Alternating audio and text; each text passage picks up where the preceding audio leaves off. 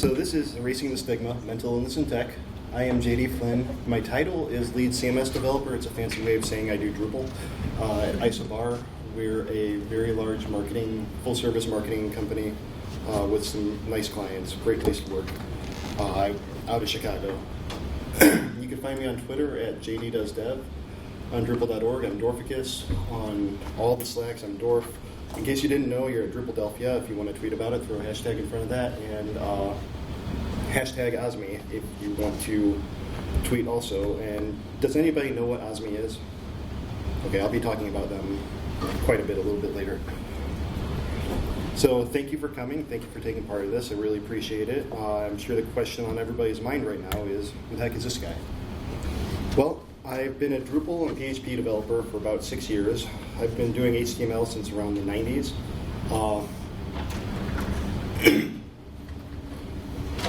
I was doing basic and QBasic around the same time. There used to be a magazine, 321 Contact, and in the back of it they would print out a program with, line numbers 10, 20, 30, and you would have to type it all in because there wasn't copy and paste.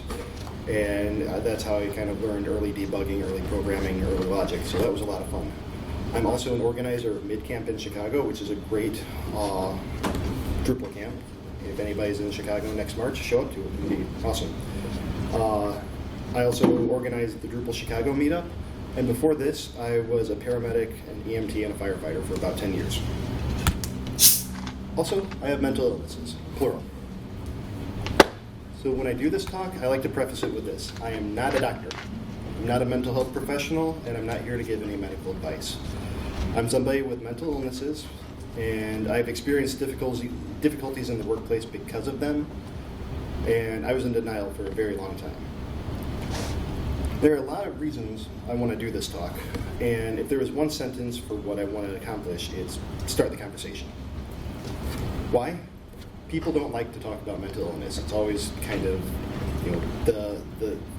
the topic nobody wants to bring up, nobody wants to confront, nobody wants to be around it. One of my friends gave me a very interesting analogy. Decades ago, when somebody would get cancer or something like that, it would be grandma's going to the doctor, and something's not right with grandma. 2 days later, grandma dies. Nobody really said what was going on, and I think mental illness, not to say that it's as serious, but it's kind of got that same stigma around it where, they're going to the doctor every week. I don't know what's going on, but they're just going there. So it kind of gets swept under the rug. And my goal, changing the world, is to not get it swept under the rug. I'm going to share some resources, some statistics. I'm going to share some of my personal experiences and professional, both as a caregiver and a patient. Like I said, I was a paramedic for about 10 years. So I've seen firsthand what untreated mental illness can do, both in myself and in my patients. And because the burden of mental disorders is the largest in North America, according to the World Health Organization. It represents the biggest economic burden of any health issue in the world, costing $2.5 trillion with a T in 2010. And it's projected to cost $6 trillion by 2030, with 2/3 of these attributed to disability and loss of work. And of the 450 million people worldwide who suffer from mental health conditions, about 60% don't get any treatment whatsoever. But above all else, it needs to be talked about. The conversation needs to be started, stigma needs to be erased, and I think that the first step towards that is opening up the conversation. And if you people are here, you're taking the right steps. Even if you don't have mental illness yourself, thank you for being here, thank you for being part of it. So, approximately 20% of adults in the U.S. experience mental illness in a given year. And that's any form. Does anybody know what the DSM-5 is? Yeah, a book about this thick that gives criteria for every mental illness there is out there. So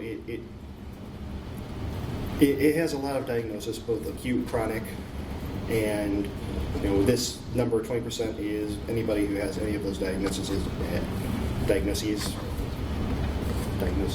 The plural diagnosis in a given year.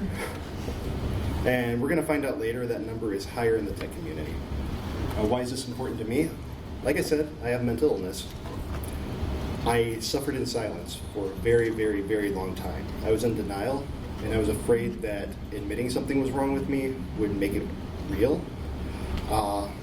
I was also a victim of that stigma. If I thought mental illness meant somebody just wasn't right, that they were crazy, that only crazy people saw therapists, and I was horrible about it.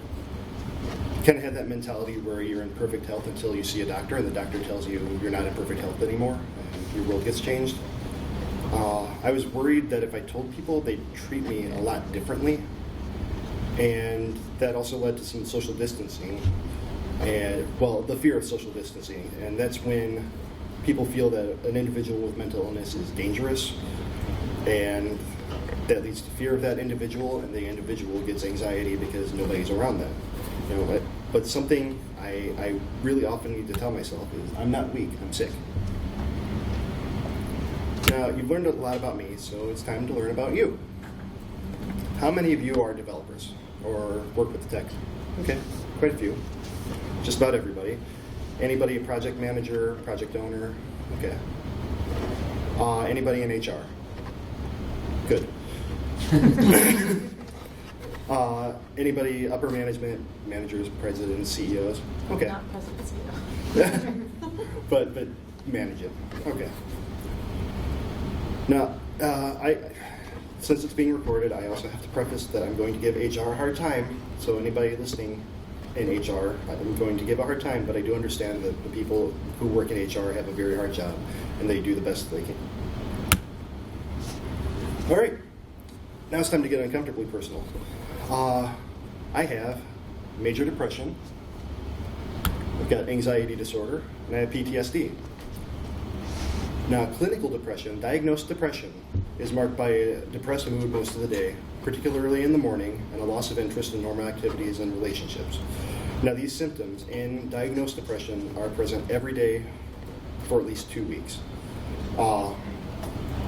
The psychologist Andrew Solomon did a TED Talk on this, and it's great, but in the beginning of it, he kind of gives a spectrum of depression, and just in general, where it can be the way that a child feels when it rains on his birthday, or a presenter feels when it rains on his presentation day, to the feeling that somebody has the last moment before they jump off a bridge. It's a pretty wide spectrum. And if you get a chance to watch that TED Talk, look up Andrew Solomon Mental Health TED Talk. It's amazing. Anxiety disorder is characterized by feelings of worry, anxiety, or fear that are strong enough to interfere with daily activities. PTSD is a disorder characterized by a failure to recover after experiencing or witnessing a terrifying event. Now, before I was diagnosed with it, I thought that PTSD was specific only to veterans, military, and I didn't really think that it could happen to me, or that it would be a diagnosis for me. But a psychologist that I worked with gave me a really good analogy that helped me understand it as a developer. And so if we look at a computer as our brains, we've got the short-term memory and long-term memory. We've got the RAM and we've got the hard disk. And the hard disk is where you store stuff. You can go grab it slowly as you need it. It's not that quick. And nothing's readily available. But you've got your RAM, which is really fast, can connect directly to CPU, back and forth, and anything that lives in there is just right there available. When somebody has PTSD, the event never transitions from the RAM to the hard drive, so it's stuck in the short-term memory. And anything, sight, smell, sound that are familiar or that reminds somebody of that event can take them right back to it and relive it over and over. So, what changed with me to get these diagnoses? Well, I accepted something is wrong. The first step was the hardest step. I saw other people were living happy lives, and they weren't going through the same things that I was. People didn't get as angry nearly as easily as I did, and people weren't affected by everyday things like I was. Kind of had an epiphany that maybe everybody around me wasn't the issue, it was me. kind of one of those things where if everywhere you go smells like dog crap, maybe you should check your own shoes. And for a lot of people, including myself, this was the hardest part. So I got treatment. I started off by seeing a therapist. That led to me getting diagnosed and getting medication. I am a firm believer in better living through chemistry. I continue to see a therapist. I also find outlets. And this is probably going to be the nerdiest thing that you're here at a tech conference, but I play saxophone in a community band. And I am active in the Chicago Drupal community and tech community in general. Like I said, the meetup organizing, the mid-camp organizing. I also do some teaching, so on global training days, if I can find a venue to teach people about Drupal, I will.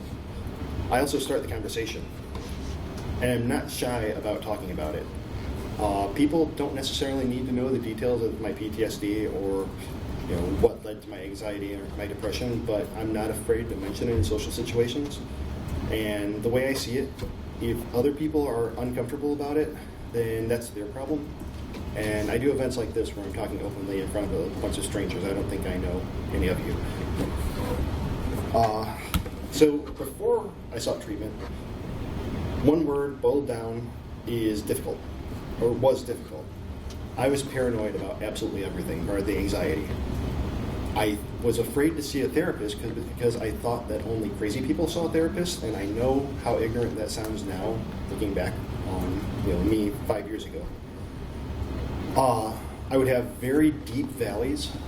I would feel useless a lot, which led to me being unable to function, led to me feeling like I would mess up everything I touch. Anything that went wrong. If I had just to stick with the development side of things, if I had a PR rejected, then it was the worst thing in the world. What did I do? Why did they have it out for me? That led me to being unable to focus. And because of all that, I was constantly in fear of losing my job because I didn't have the output that I felt that I needed to keep my job. And that was due to depression, which made me feel even more useless, unable to function. It was a deep downward spiral, and it didn't work out well for anybody. So I spent a lot of time trying to figure out what was wrong with me. Like I said, I was constantly afraid. I had a crippling fear of everyday things. Social situations in general were paralyzing, so I canceled plans a lot. I would make up any excuse I possibly could to not do things that I said I was going to do, from stomach problems, headaches, too tired. My favorite show was on. They just released the new season of Black Mirror. Just whatever would keep me inside. And that led me to feeling alone. And it was nobody's fault but my own. I made myself alone. I canceled the plans. I realized that. But I also feel alone in crowded spaces. On the rare events I would go to events with friends, I would find a corner and just be quiet, be by myself, be fine. I would also feel like people were always looking at me for any flaws whatsoever. So an example of that, I live in Chicago. I used to live in Indiana and commute to Chicago by train, about an hour and a half each way. And I would get on pretty early in the train where there would be nobody on. So I'd pick a seat, I'd be able to stretch out a little bit, put my bag next to me. But a few stops later, it would start getting really crowded. So I'd pick up my stuff, be nice, put my bag on my lap, and open up the seat. But I'd hope that nobody would sit next to me. And then after all the busy stops, when nobody sat next to me, I think, what's wrong with me? Why isn't anybody sitting next to me? Do I stink? Do I have something hanging out of my nose? What's going on? I don't really feel that way anymore. I mean, I enjoy, I don't commute that way anymore either, but I do enjoy having the space, and I don't think that anything's wrong with me if somebody doesn't sit next to me. I was also angry. I was not happy at all. Anything could set me off. And there was a toxic mix of a high-stress job, being on the ambulance, being a paramedic, and has anybody heard of the city, Gary, Indiana? No. I used to work there. So a bit high stress. Untreated anxiety and depression, that mix was not good. And like many people in public service, police, fire, EMS, I was too proud to admit something was wrong. Couldn't happen to me. I'm not one of my own patients. I was also misunderstood. people often thought that I was angry when I was just terrified or not trying to screw things up. An example of that, I still have a friend who got married a couple years ago, and he asked me to stand up in his wedding, which was like the highest honor that anybody could bestow upon me. And so my goal was to not screw it up for him. So after the ceremony, we go to the reception. I'm sitting at the wedding party table, and I'm just kind of trying not to cause a scene, trying not to eat my food too fast, not spill my soup, do nothing to detract from the attention on them. And in doing so, apparently I looked very angry because one of the other groomsmen came up to me and said, "You look like you're going to kill everybody in this room." When in reality, I was just trying not to crap my pants. So that didn't work out well. But like I said, very misunderstood. That definitely didn't help me. But treatment has. I'm not ashamed of who I am anymore. Before, I wanted to hide in shame because of my conditions, but I've realized that's just part of me. I'm not too proud to admit that I need help anymore. The valleys aren't as deep. Not to say they don't happen or that I don't have deep valleys, but they're much less frequent than they were before. My anxiety has gone down a lot, but it still rears its ugly head quite a bit, just not nearly as much as it did before. And since seeing a therapist and getting on medication, I'm more comfortable in such situations. I'm still pretty introverted, but I don't have nearly as many anxiety attacks or times when I'm unreasonably afraid of doing normal things. Also, since getting diagnosed, I realized I'm not alone. I was afraid because of the way that people might view me, and I don't feel that way anymore because of organizations like OSMI.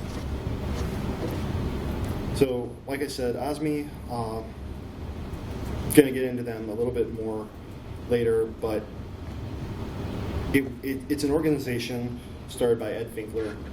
He is a developer, lives in Indiana. He was going through some issues and then decided to do something about it. He started talking, basically he did this talk in Chicago at a PHP meetup. Well, not this talk exactly, but something very close. He did a mental health talk, and it kind of inspired me to become affiliated with them. And it stands for Open Sourcing Mental Illness. And it's an organization that is primarily focused on the tech community, and it's primarily focused on disability laws and the workplace. But it's a resource for anybody in the tech community, anybody, well, not necessarily just the tech community, but anybody to use, to go to osmihelp.org, check them out. It's a great thing. So I've been going on for a while about how mental illness has affected me and what I have, but what exactly is it? Well, it refers to a wide range of mental health conditions that affect your mood, thinking, and behavior. And examples are depression, anxiety disorders, schizophrenia, eating disorders, and addictive behaviors. And those are just a few. Like I said, the DSM-5 is about this big, and it has a ton of diagnoses, and they rename them frequently, so it's hard to keep up with. But why tech specifically? Well, it was suspected for a long time that there was a higher incidence of mental illness in the tech community, but there was no specific research done in the tech community. There were some sites. There used to be one called devpressed.com, but now that's been absorbed by the OSMI forums, and it's much more moderated, a lot quicker responses on there. But that and word of mouth were all there were to go on, just anecdotal evidence. Also, some studies have shown an increased incidence of mental illness, specifically anxiety and depression, in people with above average IQs. Not just in tech, but above average in general. And I think that a lot of people who work in tech do have above average IQs. Studies suggest that intelligent people with hyperbrains are more reactive to environmental stimulus, and that may predispose them to certain psychological disorders as well as physiological conditions involving elevated sensory and altered immune and inflammatory responses. A lot of words saying that people with above average IQs can handle things differently.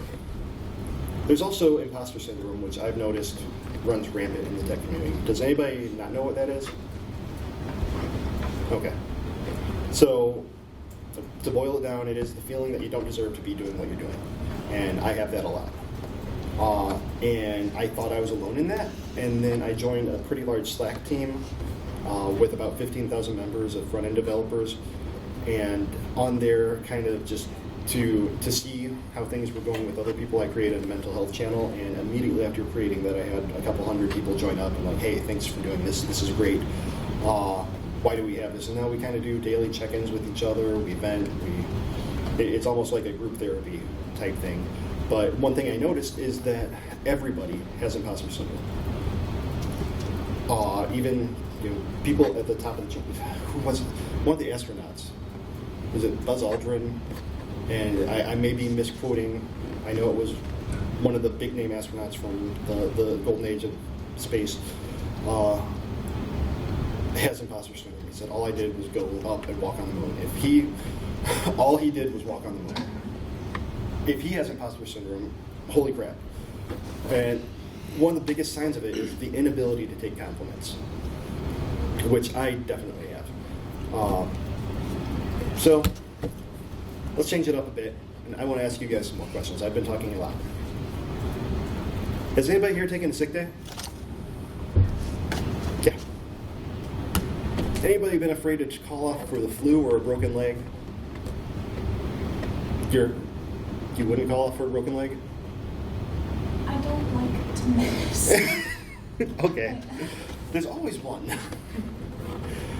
Has anybody here tried telling somebody with glasses or contacts, just try looking harder? Have you ever seen somebody in a wheelchair and just tell them get up and walk? Ever see somebody with high blood pressure, diabetes, or heart condition? Stop taking your medicine. Maybe just try a deep breath. Well, somebody with mental illness, I see images like this. Or this one. And my favorite, because I'm sure all of us know one of these people. You don't need antidepressants if you lift. To me, they all pretty much just say the same thing, and that is that you're not trying hard enough. Personally, I can vouch for the effects of medication. I would not be standing here right now talking to a room full of strangers if I was not medicated. There were a few side effects. I get pretty thirsty, but that's really about it. I think the benefits greatly outweigh the side effects. And we have our own memes. And in case you can't read it, if you can't make your own neurotransmitters, store-bought is fine. Perfect for facts. Perfect or perfect? All right. So with those questions earlier, what if people with physical health problems were treated the way people with mental health problems were treated? There's a video for that. And I hope it's not too loud. I think I turned it down. And perfect. And I was like, yeah, right, man. Oh! Oh, my head! Please don't complain. It'll ruin the vibe. Just... It's like you're not even trying to walk. Have you ever tried not having diarrhea? God, my migraine's killing me. You take meds for that? Oh my god, dude, I cut myself and it looks really, really bad! Some people have it way worse than you do. You gotta chill out. So I guess you're not going out with us tonight. Again. You're such a flake. Oh man, I really think I sprained it this time. I gotta go see my physical therapist. You go to therapy? Yeah? Whatever, weirdo. Can you hold on 1 second? Honestly, your attitude sucks. You taking another insulin shot? Yeah, I kinda have to. Have you ever thought about dropping the pharmaceuticals and fighting this the natural way? My diabetes? Enough is enough. It's a beautiful day, man. It's time to get up. Dude, I just got eye surgery. Yeah, like a week ago. Well, it still hurts. Ooh, I think your friend hurt himself. I need help. Nah, he's fine.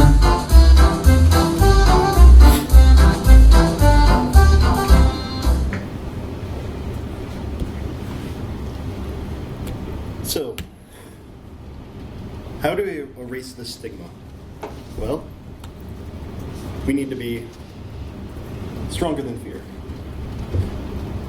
Start the conversation, listen, and if somebody trusts you enough to talk about their mental health, just listen, trust me.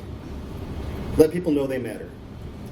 And as somebody with mental illness or disability, hearing an affirmation can do amazing things. When I was on the ambulance, I would very frequently take behavioral med patients, sometimes against their will. There's a thing in Indiana called an EDO, emergency detention order, that a judge signs if somebody's suicidal, and it basically forces them to a 72-hour stay in a mental health facility.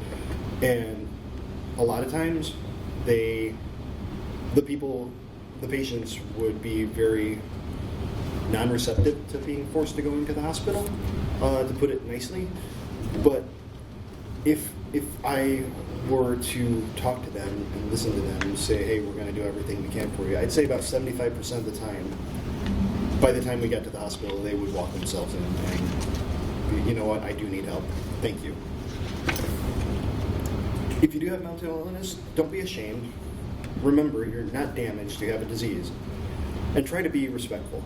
You can't always tell who has a disability, so try to be respectful of what you say or how you portray certain diseases.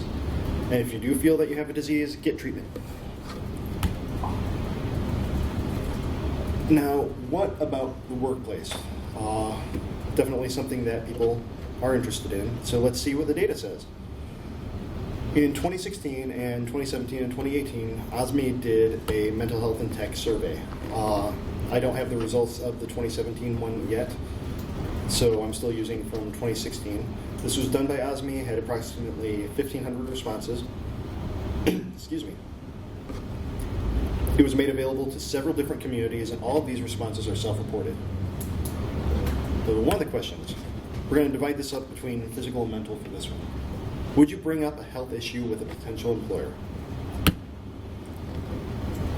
24% say yes for physical, 7% say yes for mental. And if you look at the no's, it's almost twice as many say no.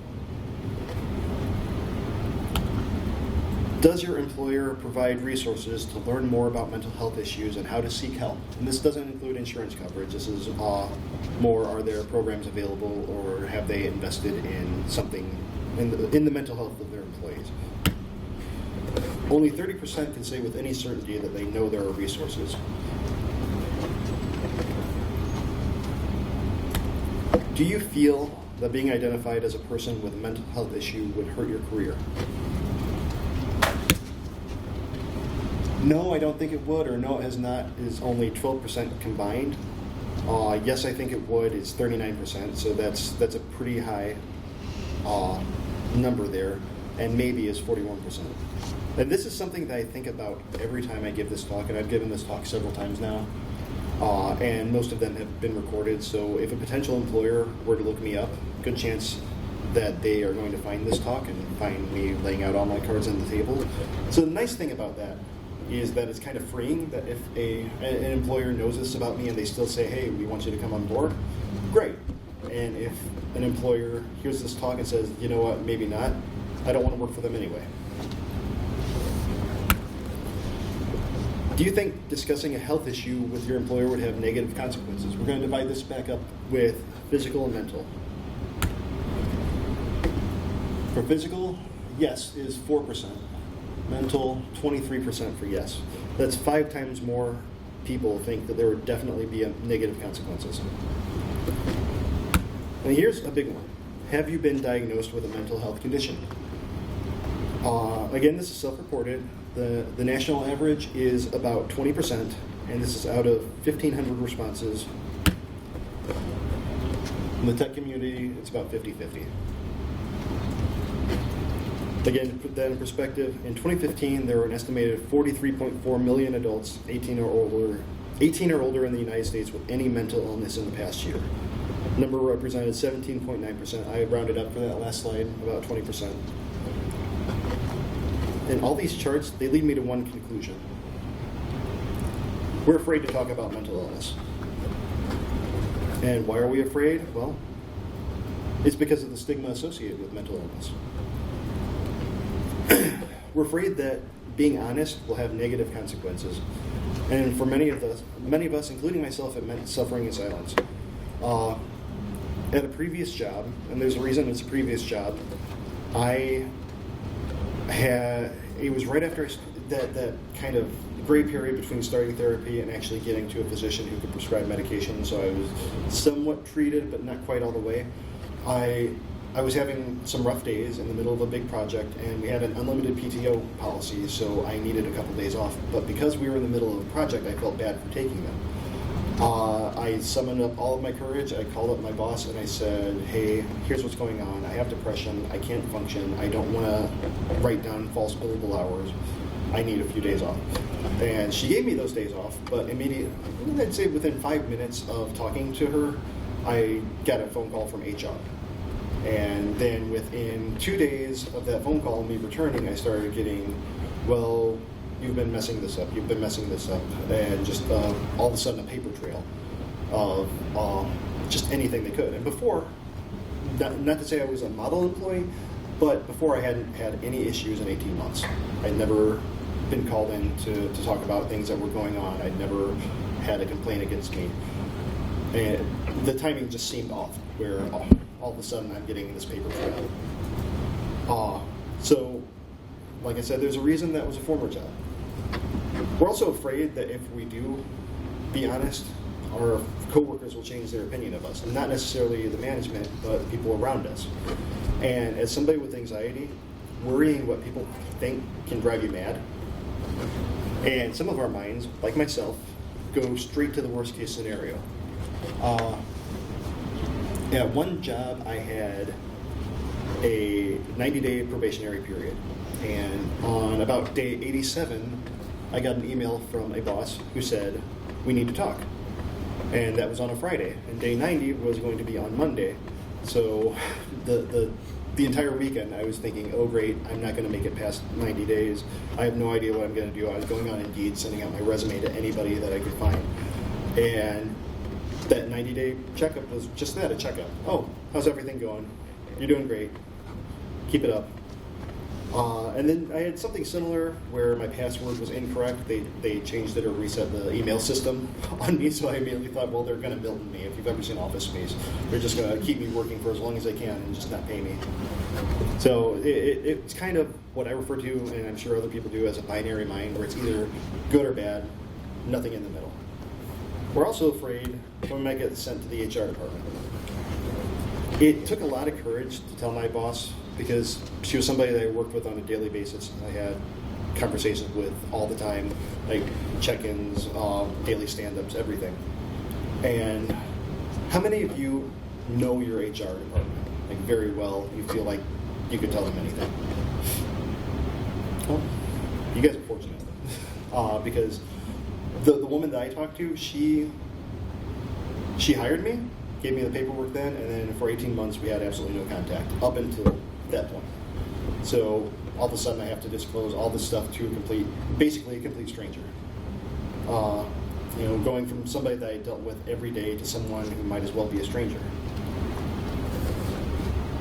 So why should a workplace care? Ignorance kills productivity, and reduced productivity kills the bottom line, and it goes both ways. Before treatment, I would have stretches where I didn't accomplish anything. I was ignorant that I had anything wrong with me, so I was, not as productive as I needed to be. But not providing access to a reasonable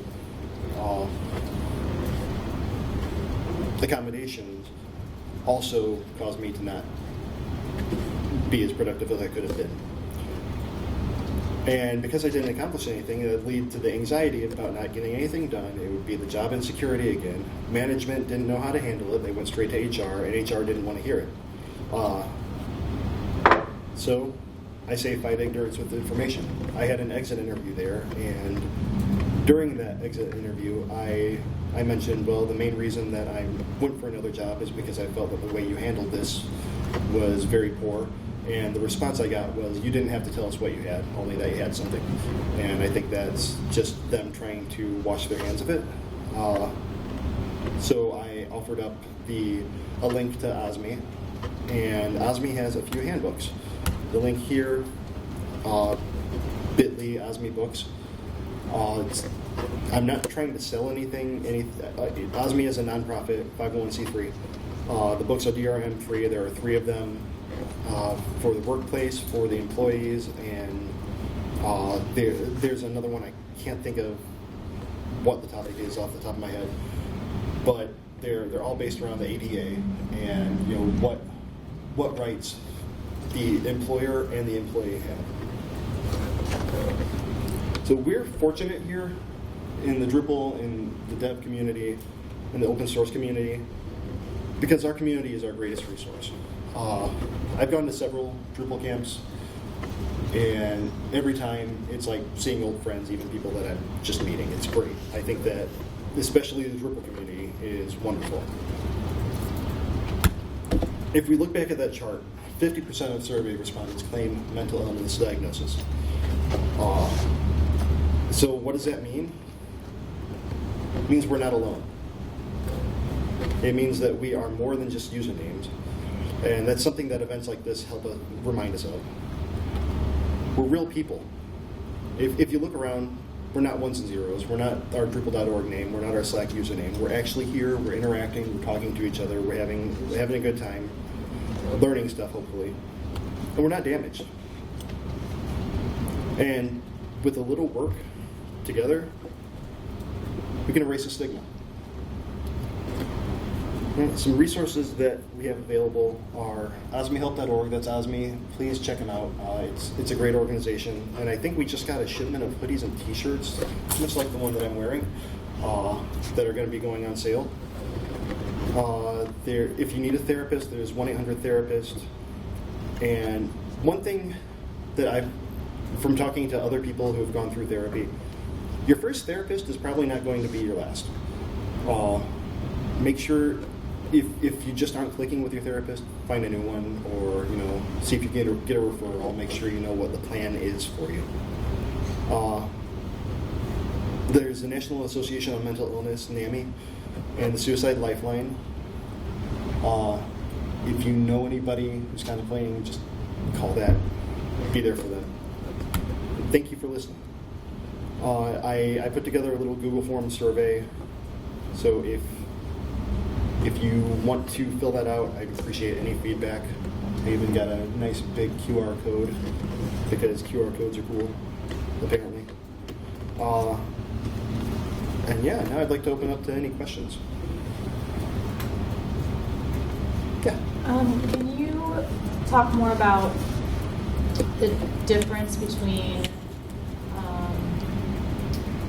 depression or mental health with the tech industry specifically compared to the rest of the population? There was that one slide where you had a pie chart, it was half. Yeah. Where did those numbers come from? What's the breakdown or the appendix of what? Those are from the OSMI survey. Okay. And the results, I can't think of the URL off the top of my head. I think that on osmihelp.org there are links to the results. Okay. And of that survey, the people who answered that question, that's pretty much the breakdown of it. Okay. So I think we had in total 1,500 respondents. I can't say for sure how many people actually answered that question because all questions were voluntary. Mm-hmm. But I'm going from the results of the survey that were put together after the fact. Okay, thank you. Anybody else? Yeah. I don't know if this is a question, but I'm curious for you to talk, because I'm a project manager, so I think part of my role is team morale in a way. I definitely think of that as one of my job responsibilities. And I'm wondering if you can talk to some ways that, in my role or in similar roles of people who have the role to build team morale or to keep things going, what sort of responsibility you think we have? Because I don't think it's as much as just being come on, we got this, when someone's truly suffering. Yeah, it's difficult, and I can't really speak to that other than my own anecdotal, where I've had project managers who would almost act like I was sandbagging when I'd say, well, this is going to take, X will take 2 days to complete.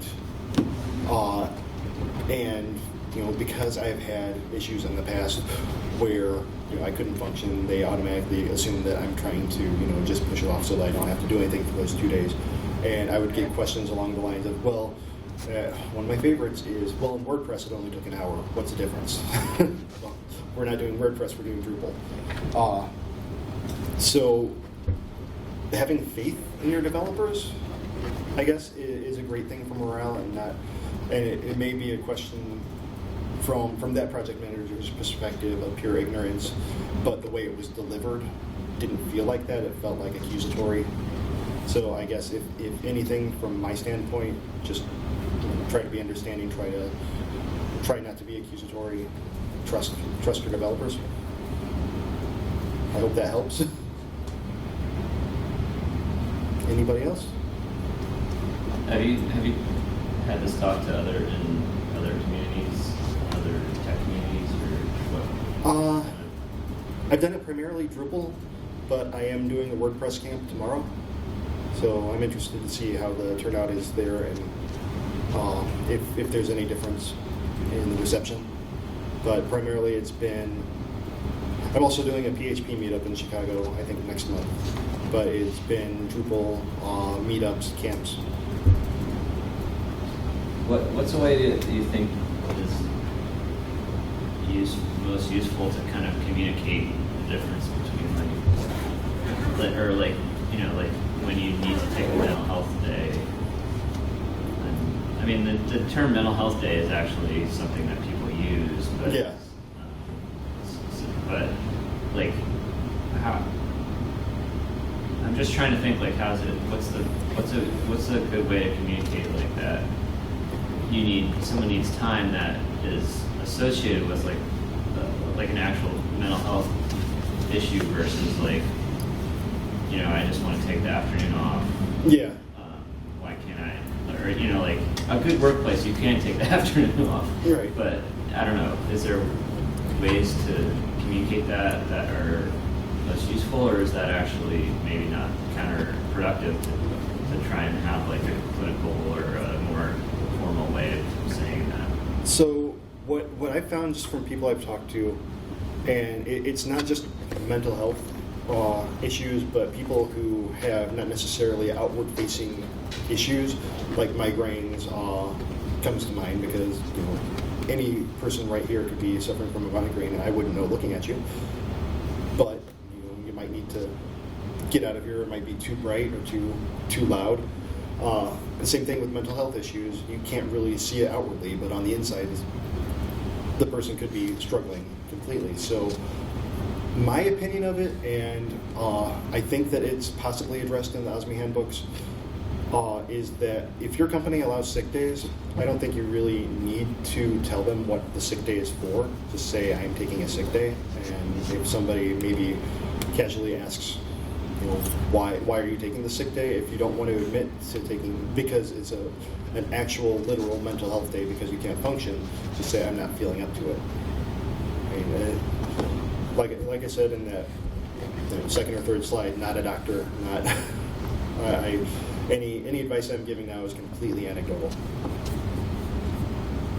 Do you feel like it's useful to kind of have mental health as its own kind of like box or criteria, or is it better to just think of like, okay, I need a sick day? Like, is it useful to kind of have that different, or is it better just to like be like, well, people need time for whatever, we should just have like a firewall between having to talk about that, like, or not?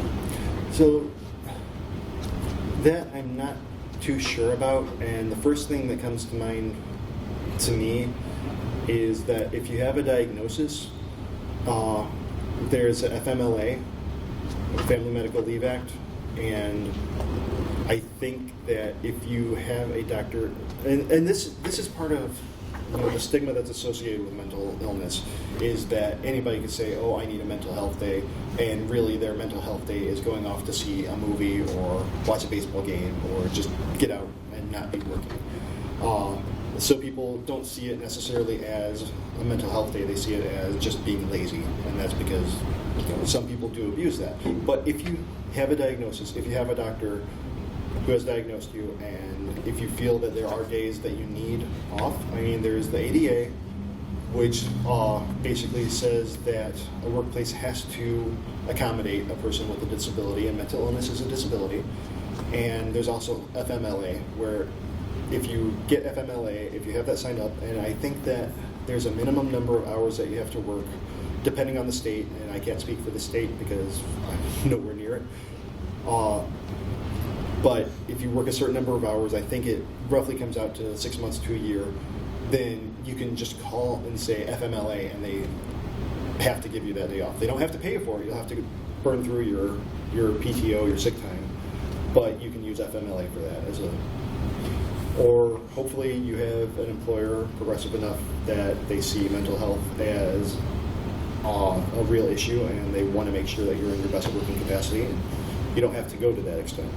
I think it really depends on the culture of your company and how comfortable you feel with them. I have a lot of questions.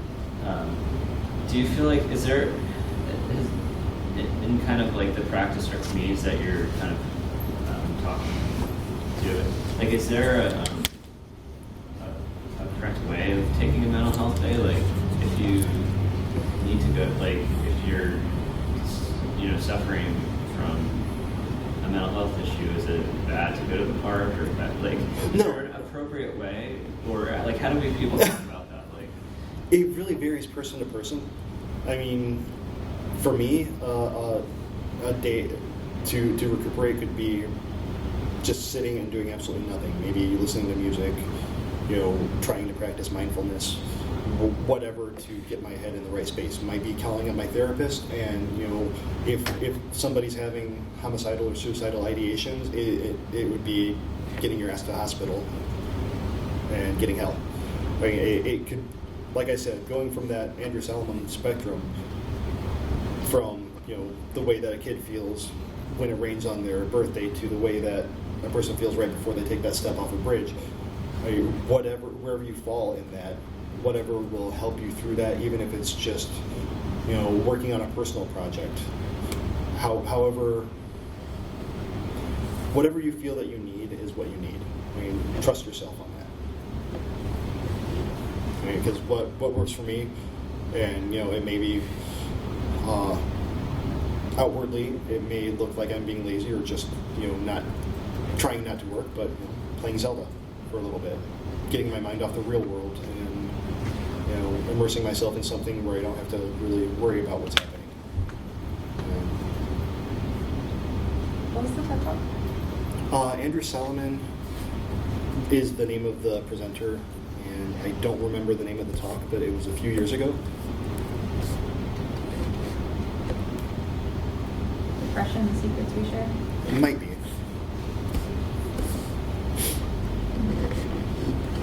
Anybody else? Thank you. Thank you. Well, thank you for coming. All right, then that's it. And thank you very much for coming. I really appreciate it.